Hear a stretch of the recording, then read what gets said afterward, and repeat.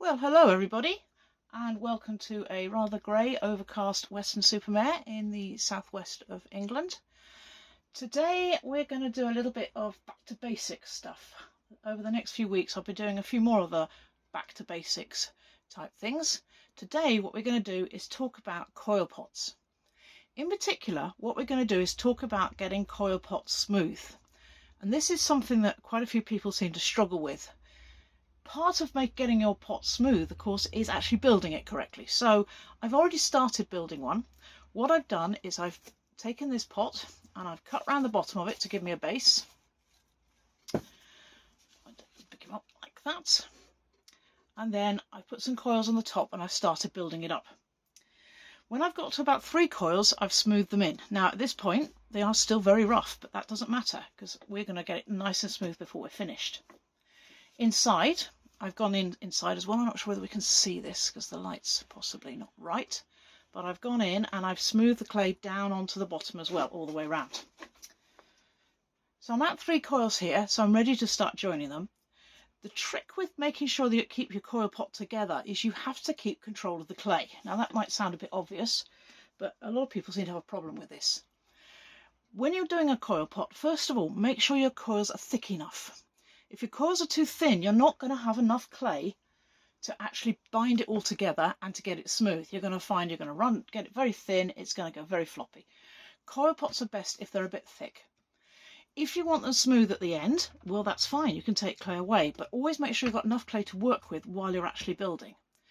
That's one of the advantages of coil pots, is that you can actually, with quite soft clay, and this is really quite soft clay we're working, straight out of the bag, you can build things that are straight. If I was trying to do this with slab work, I'd need to dry the slabs off before I could do it, but because the clay's thicker, it's stronger. To join these coils then, one thing that is very important not to do is do not pinch it. Big mistake people make is they get a finger and thumb either side and they pinch the pieces together. All that will happen is that you will join them very roughly and you'll hide the join, but you won't actually affix them together. So when they then get fired, they find that their coils start to drop off because they've not actually been joined, they've just been hidden. So put one hand inside, one hand outside, and pushing halfway into the clay with your finger or your thumb, you spread the clay across the coils. Okay, so don't be tempted to do that. One hand in, one hand out, all the way around. Now it doesn't matter whether you're stroking it down or you're stroking it up, as long as you're stroking it across. And you can see here that the clay is nice and soft. It's very easy to do this. If you're working with harder clay, you might have to struggle a bit more. The advantage of harder clay is, of course, you can build bigger things, but this will still hold itself quite nicely. And if you find that it's starting to flop out, that's possibly again because you're pinching it, but don't be afraid to get your hands around it, coax it back in again. So I'm going to go all the way around here on the outside, smoothing all the bits in. And at this point, I'm not worried about getting it smooth. All I want to do is join it. At this point, we're just interested in fixing it all together so it doesn't fall apart when we fire it. Okay. So having gone around the outside, I'm also going to do the inside. So same again, supporting hand on the outside. In this case, I'm going to use my other hand, my left hand. Hopefully you'll still be able to see okay. You might notice we're not in our usual venue. I've been sent to the shed because we've got a session going on in the main studio. So I've got my hand around there. Again, brace it, support it, that'll stop it from flopping out. Other hand inside, so again, don't pinch it, don't be tempted to put hand either side like that. Hand on the outside, hand on the inside, and then with my thumb, I'm just going to go around inside and join them together by pushing across the coils. If you're doing this correctly, when you're done, and I've gone round, like here, you should not be able to see the coils. So there's a little gap there, so we can fix that, and there, and there. And it's all just about getting it together, nice and tight. As I say, it doesn't matter whether you go down, whether you go up, as long as you go across. Just finish that off on that side. And now, again, if you've struggled to do it with your fingers, good old-fashioned lollipop stick, absolutely fine. Ice cream stick, excellent tools. Okay, so having joined those together, still very rough, I'm now going to add another set of coils. So I've rolled out some coils previously. Okay, here they are. You see how thick they are. They're about the thickness of my finger. This gives me enough clay to work with. These I've rolled out previously. Now, again, a lot of people have trouble rolling coils. The only answer, I'm afraid, really is practice. But there is a couple of tricks. Firstly, don't press too hard. People make a lot of mistake thinking they've got to really press it hard, and that then flattens the clay before they even start. Secondly, squish it down between your hands to get it fairly thin to start as well. Put it down, gentle rolls, making sure it's nice long rolls so that the clay has plenty of time to do a 360-degree turn, so you're not leaving one side flat. However, if despite your best efforts you still have flat coils, don't panic. You can merge flat coils in just as well as round ones. So I'm going to put another coil on. It's always important to not go into join to join. So a bit like bricklaying, we need to overlap it. So I put that on. Now I want this to be straight-sided. So I'm very careful that when I put it on, to put it on immediately on top of the other one. So I don't want it flopping out like that. I don't want it going in. I want it on the top. If you want your pot to grow out, that's fine. If you want your pot to go in, that's fine. But make sure you're in charge of it, that it's not doing what it wants to do. Let's put that in there. Then I've got another one here, which I'm going to put on again. There's the join of my last coil. So I'm going to make sure that I'm away from that join. If your coils are too long, that's absolutely fine. Just take a bit off. You can see here that it's overhanging a bit. So I'm going to tuck that back in before I join it. Make sure they're nice and even. And take a little bit off there. Okay, like that. Doesn't matter if your coils aren't long enough. Just add a little bit more coil in. So I've got a little gap there. So I am going to put a little bit back in there. Just like that. If your coils are too long, just cut them off. Some people, and depending upon what you're building, it's okay to sort of spiral them up. So if I was building a sculpture, I wouldn't worry about trying to get the top level. And I could just, get coil, just keep going and keep going, keep going up into the sky. Okay, I'm just going to adjust the camera very slightly to get a slightly better view as I get taller. Okay, so I'm going to join these together. So same again, go all the way around, hand on the inside.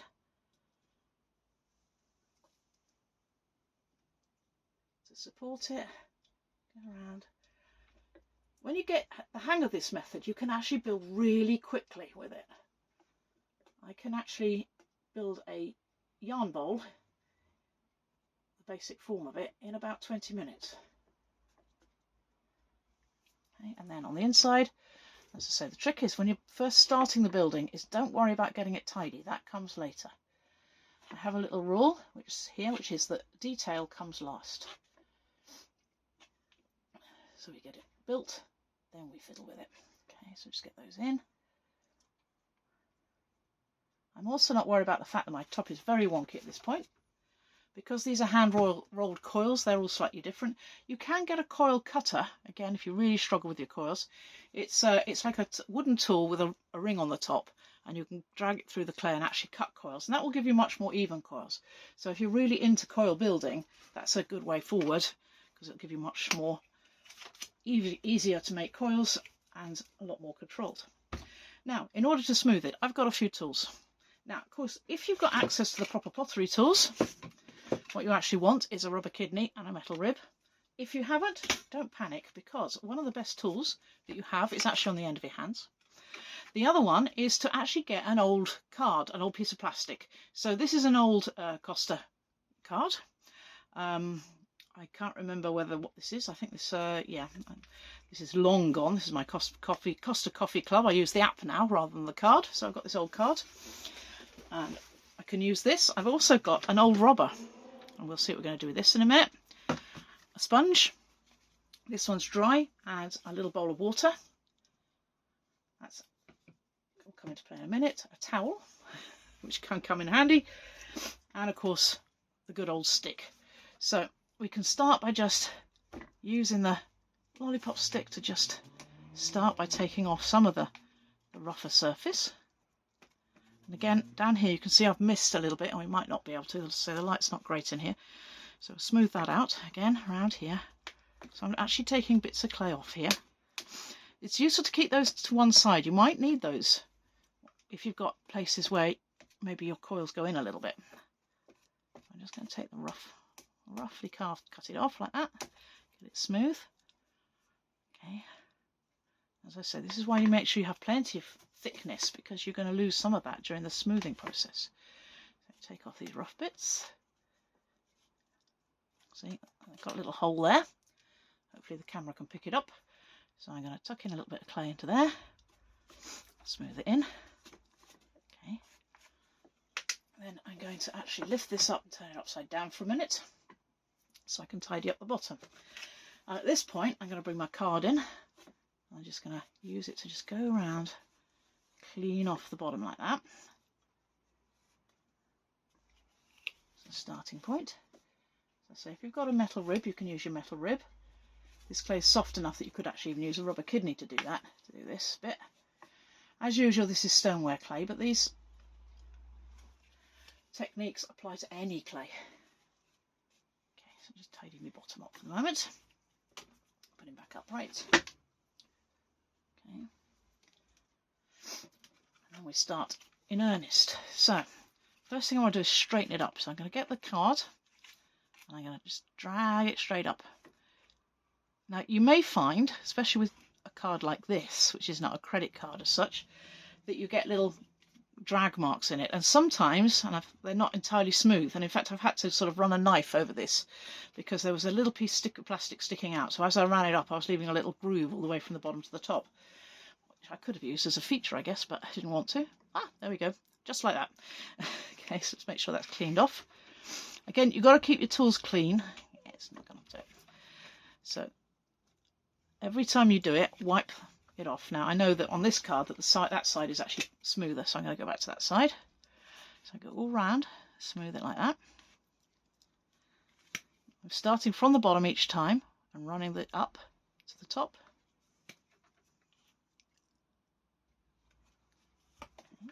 Each time it gets smoother and smoother. You see here I've got a little hole in the clay, so I'm going to hopefully smooth that out, and if I can't, then I've got these little bits that I've taken off earlier which I can use. Each time I'm cleaning the clay off the card. If you don't, that when you come to do a second one it'll be rough because you've still got clay on it, so clean it off each time. And now if you find that your clay is very hard and it's not making much impact with it, this is when you use the sponge. Now, it is very, very important that this sponge is not wet. So I'm going to get it wet, but then I'm going to squeeze out as much moisture out of it as I possibly can. So I want it almost dry, so just very, very slightly damp. If it's wet and you start applying it to the clay, you are going to start washing the clay itself out. So a clay body like this is made up of clay plus ground up fired clay. And if you start washing it with a wet sponge, you're going to wash the clay out. You're just going to do the fired clay behind, which is going to make it very rough later on. So just moisten it. So I'm not trying to wipe it smooth. All I'm trying to do at the moment is moisten the clay so that when I come back with my tool, it just makes it a little bit easier to smooth it. So the sponge itself is not there to smooth the clay. It's simply to moisten the clay so that my other tools can work better. And again, here we've got a little bit that's got a little bit of a hole in it. So I'm going to put a little bit of clay in there, work it in. And this is another reason for having the bowl of water, because as you work, your hands start to get dirty. And you get dried clay on your fingers. And when you try to rub it into the clay, you end up just making the clay rougher. It's important, again, keep your fingers clean. So I'm going to rip them a rinse in there. This is why I have the towel, so I can dry my hand. Again, I don't want my hand wet, I just want my fingers clean, so that when I rub it, like that, I'm rubbing it smooth. I'm not impacting the surface at all. Okay. Back to my tool here. A good old card here. And as you see, as we go, it's getting smoother and smoother with each turn. Again, a little bit there that's not being picked up. Smooth that in. Like that. Whoop. Again, that's what happens if you don't clean your tool. And if you find that, you know, it still looks rough, and if you look at the surface of this, you can see it does still wobble a little bit. What you can then do is use a tool like this hold it. I want this dead straight, so what I'm going to do is I'm actually going to hold this on the board and I'm going to drag it round, and each time it comes round it's going to straighten up the clay a bit. Okay. So I've now got it nice and straight. You can do this of course with the card as well, so you can actually put the card there minus the glue. Okay, and as you can see there's a little bit of gap. If I lay it flat on the board there, I don't know whether you can see that, flat on the board there, there's a little gap, so we can actually push the clay into it as well as we go round to straighten it up. Okay. So go around, drag it around like that. Okay, do the same in the other direction. Just a horrible noise. You see how it's starting to get smoother and smoother each time. And the thing about doing something like this is you do have to have patience. If you have patience to spend the time on it, the more time you spend on it, the better it will get. So I'll do that again. So each time I come round, it's getting straighter and straighter, and we're losing those wobbly bits. And the pot itself is becoming much more uniform.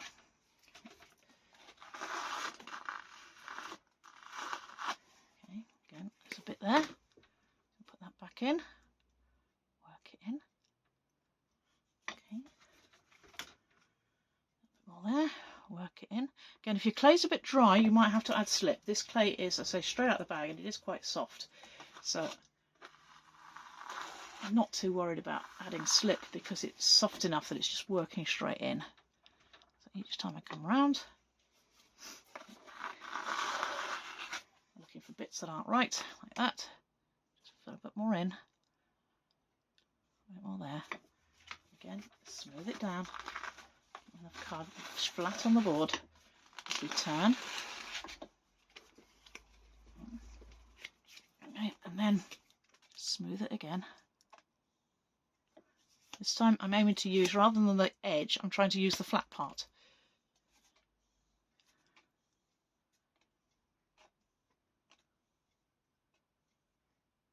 Okay, so I don't know if you can pick, if it's picking up really how polished this is becoming. Okay. So you see I've now got the bottom part perfect, the top's still a little bit wobbly, so I'm going to just do the same again. So I'm going to hold the piece straight against the pot. First of all, I'm just going to push my fingers around it, just to pull it out a bit. Then I'm going to do the same again, so lining it up with the bit I've done already. Go around. Straighten it up at the top. Push it out if necessary.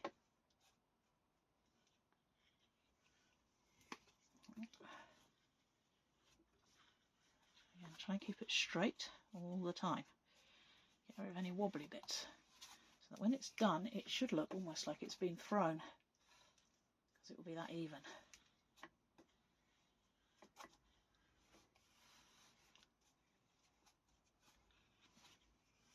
Okay, and then go around it again, smoothing it off with the card. And pick up any bits that aren't right. Okay.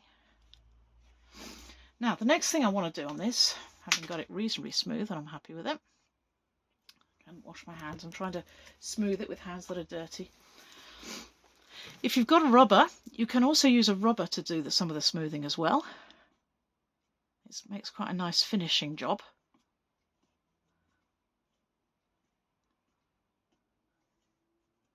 Get it so smooth like that, I think. Nobody would ever know that was a coil built pot unless they looked inside, because obviously I haven't done the inside yet. And I can do the same on the inside, or I can leave it. Just polish it off. Okay, but you'll notice it is very wobbly at the top. So to try and make it a little bit more even, I'm going to level off the top. What I'm going to do is I'm going to get my knife. Again, you really need a banding wheel. I mean, it doesn't necessarily have to be a professional banding wheel. It can be a Lazy Susan kitchen device for making cakes or whatever. Anything you can use to turn it round. I've even seen somebody use a bowl upside down with a plate on it. Not ideal, but it does work. Okay, so I just missed a bit, so polish that up. So I get my knife. Now this is the tricky bit, because you've got to keep your knife steady. So tuck your arm into your body, rest your hand on the side of the board, and try and keep that knife at the same height. And then you go around it. And this is where this might go badly wrong. Try to keep that knife at the same point all the way around. Aha! Too high. Okay, let's start again. A bit lower. Okay. So I'm not trying to cut it at this point. All I'm trying to do is mark it all the way around.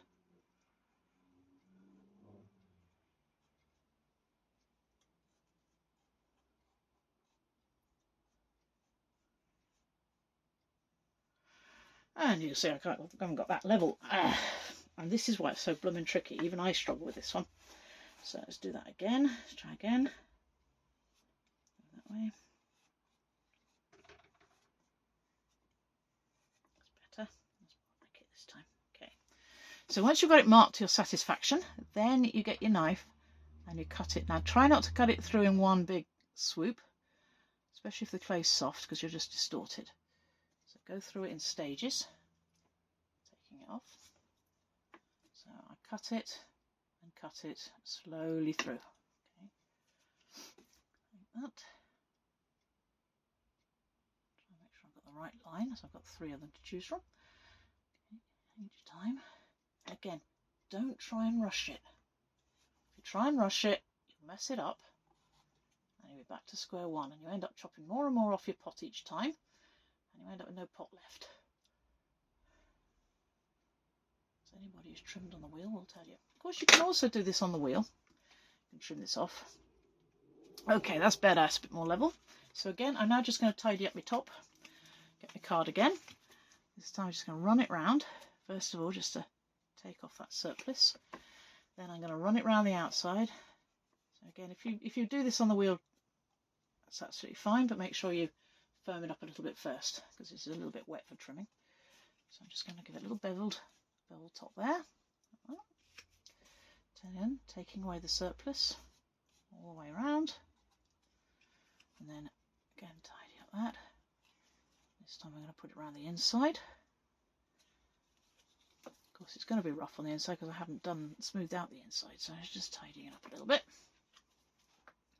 Then I'm going to get my sponge, remember not a wet sponge, just a slightly moist one, and use that to then, with my fingers, to just give it a finish off the top.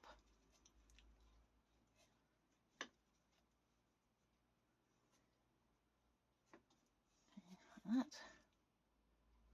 Okay. There we go.